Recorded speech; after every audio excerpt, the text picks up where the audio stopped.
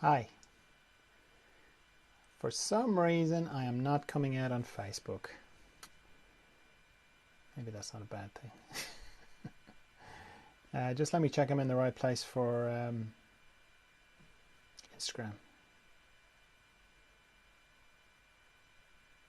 No, not in the right place for Instagram either.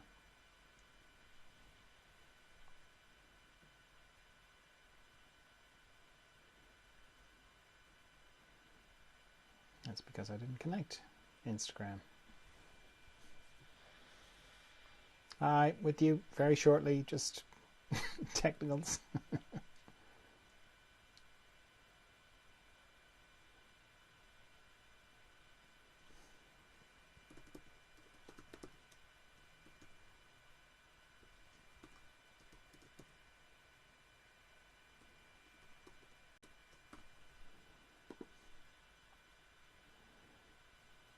Nearly there. God, if you're on YouTube or Instagram, sorry for the delay. Just a bit all over the place. Something's happened to my Facebook feed. Don't know what's going on, won't connect. Now, should be okay.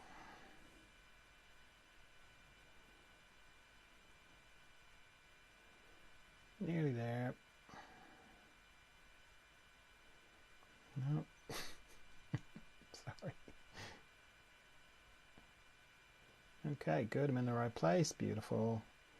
And I don't seem to be on Facebook at all, but there you go. What can I do?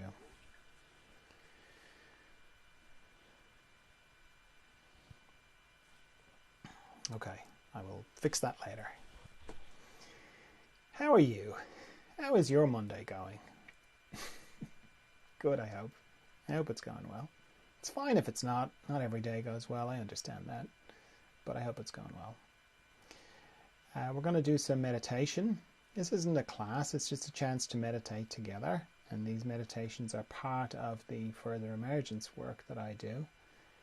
If you're curious about further emergence, I'll explain all about it when we're finished the meditation.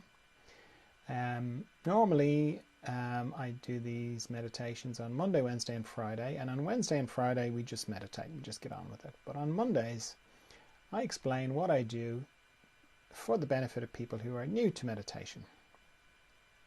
So if you're an experienced meditator, that's brilliant.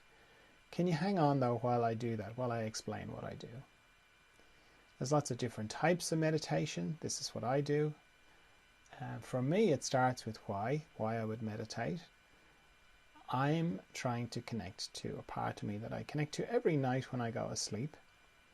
Not the dreaming bit, the bit after dreaming. So I'm sort of dreaming and then I drop out the bottom of dreaming into deep dreamless sleep where I have no thoughts, no memories, no feelings, no emotions, no personality. Don't really have a body, don't have a bed or a bedroom or a house or anything. I don't even have me, because in deep dreamless sleep I sort of cease to exist, at least in the way that I normally register my existence. So that sounds awful. Doesn't it? It sounds like death. Yet I love going to sleep, and when I wake up in the morning I feel refreshed. So some part of me knows that wherever I go, it's a good place. And that's where I want to go to when I meditate. I just want to do it consciously. So straight away, if you're new to meditation, I'd encourage you not to do this or to try this lying down. Because when you lie down, your body goes, oh, I'm lying down, I have my eyes closed. It's sleep time. So you'll either fall asleep or you'll battle sleep, both of which are contrary or counter to what you're trying to do in meditation. So I'd encourage you to sit up. You don't have to sit in the lotus position or anything like that unless you're comfortable sitting like that. I'm just sitting in a chair. If you're going to sit in a chair, make sure it's not a big comfortable armchair or you'll just be into the whole same sleep thing again. So as I said, there's no thoughts in this place that I want to go to. It's like a room that I go into when I meditate, and my mind can't go in. It's not that I don't want it to, it just can't seem to get in. It kind of has to wait outside the door. So it's kind of boring for my mind. So I have to I have to find a way of working with my mind so that it doesn't cause too much disruption. So what I do is I make an arrangement with my mind. I say, can you just not think for the next 15 minutes because we want to meditate? And at this stage, I've been meditating for so long that my mind is okay with it. Well, reasonably okay with it. It's never happy about it, but it's reasonably okay with it. And having your mind on board is important. It generally is not a big issue if it's the first time you're meditating, because meditation will be a new thing and minds like new and different things. It only really can become an issue when you're trying to have a long-term meditation practice. Then, the 20th or 30th time you go to meditate, that's when your mind can start causing trouble and coming up with all sorts of reasons why doing the vacuuming or maybe doing your taxes are a much better idea than meditating. So having your mind on board is important. I won't go into it too much now. If you're having problems with it, though, and you're on Instagram, I can answer your questions on Instagram. That's the only ones I see. I'll answer them at the end. So my mind is on board. Good. Next thing, stop thinking. Now, stopping thinking is not that hard. Often there's a misconception between the difference between stopping and maintaining, and we sort of hop over the stopping bit and go, oh well, it's so hard to stop thinking. It's actually not that hard to stop, but it can be tricky to maintain it. So regardless of what I'm thinking about, which would be the content of my thoughts, the structure of my thought around it, it's always the same. It's always pictures and sound. And by sound I mean internal sound, dialogue, commentary, conversations I'm having with myself or with people from the past in my head. So if I turn off the pictures and I turn off those sounds, that's it. I'm not thinking. And as soon as I do that, I'm into the practice of meditation.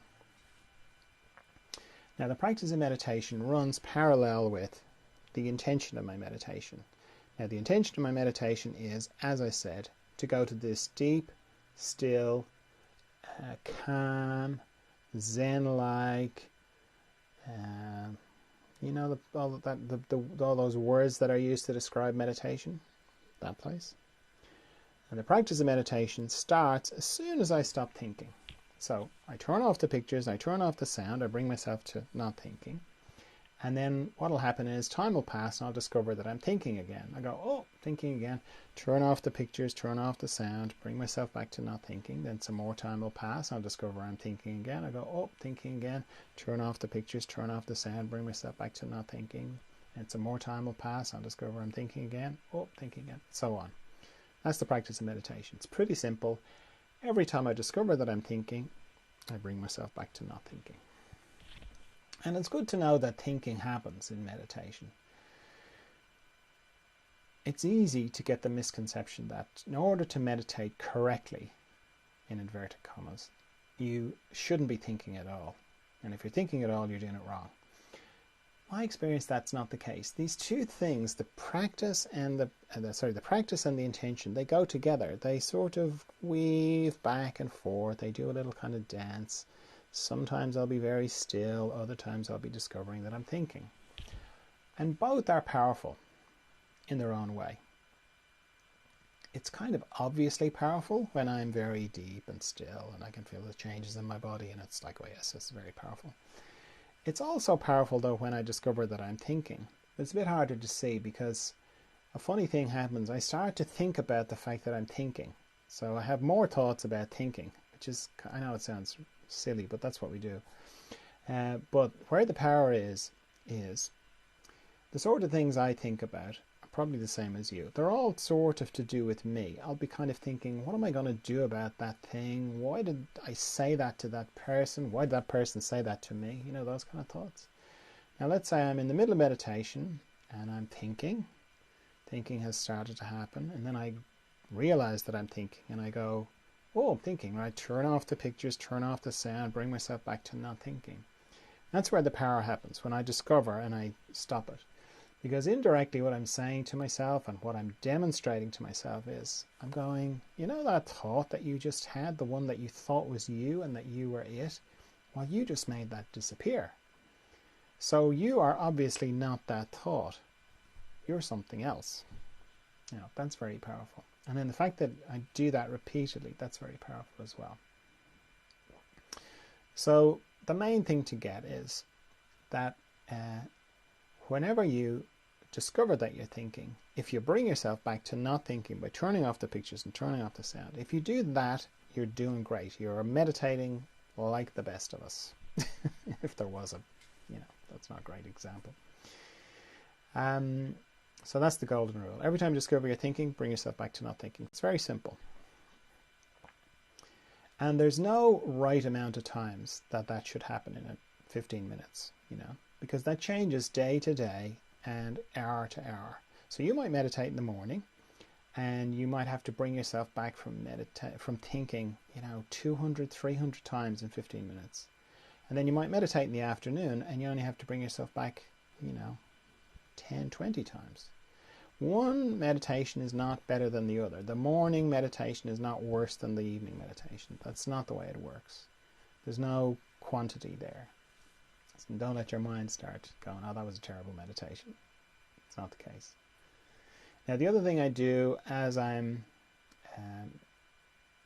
all that's going on is I'm becoming a bit more conscious of my body, my breathing, tension in my body. So what I do is I scan my body from my head down to my feet, back up again very slowly, very gently. Anywhere I find tension, I let it go. Now when I say scan, I don't mean I think about it. It's not like I have an image of a scanner or anything like that. I'm just talking about the sensation inside my body, which has nothing to do with thinking, just kind of where I focus. You'll see that when you're doing it. And as I'm doing that, just to go back a little bit.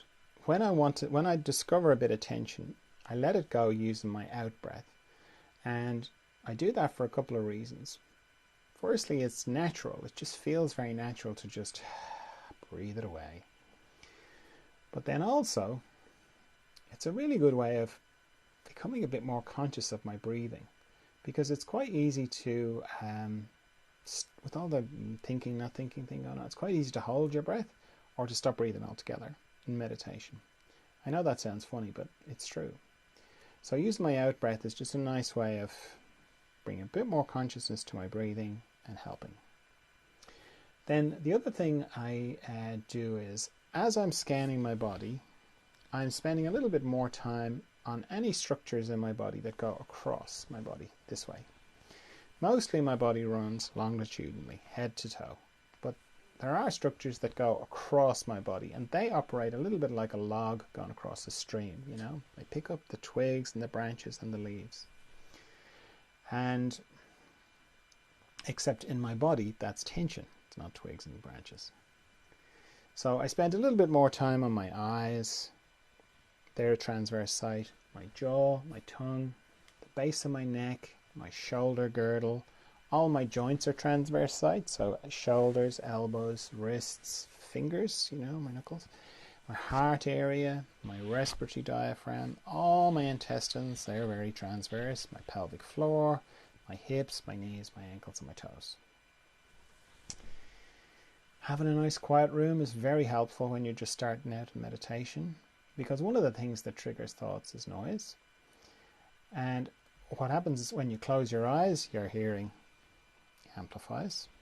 So the quieter the room you have, the easier it is or the less things there are to trigger your mind to think.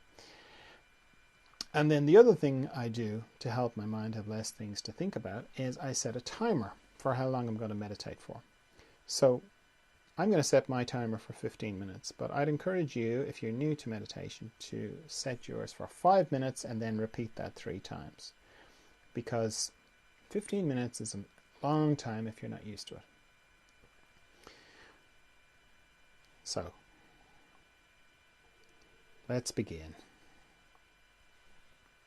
Okay, timer started. Off we go then, into the mystery.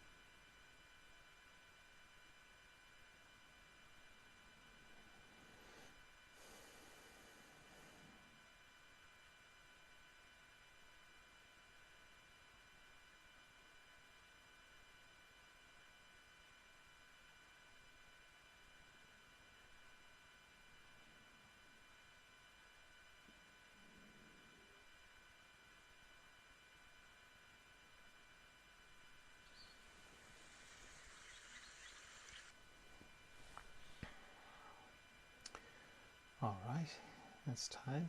And open your eyes when you're ready. As I said at the beginning, these meditations are part of the further emergence work I do. Further emergence has to do with growth, inner growth, growth in awareness, growth in consciousness. You could call it spiritual growth, internal growth. Because your body pretty much stops growing when you become an adult, but you keep growing on the inside. That doesn't stop. That keeps going for your whole life. You only have to think back to who you were 5 years ago, 10 years ago. It's really obvious that you keep growing. And just like when you were a kid and you were going through a period of accelerated growth in your body, they're called growth spurts. You go through growth spurts on the inside too, and they continue for your whole life. But there's a big difference between physical growth spurts and inner growth spurts. Because when you're a kid and you're going through a growth spurt and you have pains in your shins or wherever you're getting the pains, you go to your parents and say, I've got pain in my shins. What's wrong with me? Your parents would have said, they wouldn't have rushed you to hospital. They wouldn't have brought you to the doctor even. They would have just said, oh, look, I know it's unpleasant, but it's natural. It's just you're going through a growth spurt. They're just growing pains. It'll pass. You'll be fine. And they would have been right. Going through an inner growth spurt is the same, but when you're like 45 or 25 or 55, it's very hard to know that it's natural and that it'll pass and that there's nothing wrong with you. There's a much bigger space to go. I'm losing my mind. There's something wrong with me. I'm broken. What the hell is going on? So the main focus of the further emergence work is to support inner growth, growth in consciousness. And then specifically when that growth gets really difficult during those inner growth spurts. That's what the main kind of focus is, and that's what the support is. So these meditations are support because the more familiar you are with your inner landscape, the easier it is to navigate inner growth spurts. So that's what the meditations are about. There's also a retreat every month, and that's a chance to sort of go a bit deeper, to step back from your life and consciously think about growth, your inner growth, and if you're going through an inner growth spurt, to connect with other people, well, it's not like you're making best friends with them, though that does happen, but it's more that you can see and hear other people and that they're going through something very similar to you. Because one of the things that can happen when you're going through an inner growth spurt is it can feel very isolating. You can feel like almost overnight you go from, on Monday you got everybody got you, it was all great, and then on Tuesday you woke up and you didn't get anybody and nobody got you. Everybody didn't understand what you're talking about and you didn't understand everybody. It's almost like you don't fit in your life anymore. These are things that people have told me, and it's certainly been my experience as well. So going to a retreat is good because you can kind of hear other people and see and go, okay, I'm not on my own. And these are all online. They're virtual. And we use the audio from them for the podcast, the Further Emergence podcast. That's another support. Or they're on the YouTube channel. You can see little excerpts from them as well. So they are very good. We also do a lot of meditation. There's 3 longish, deep meditations that we do during the retreats as well.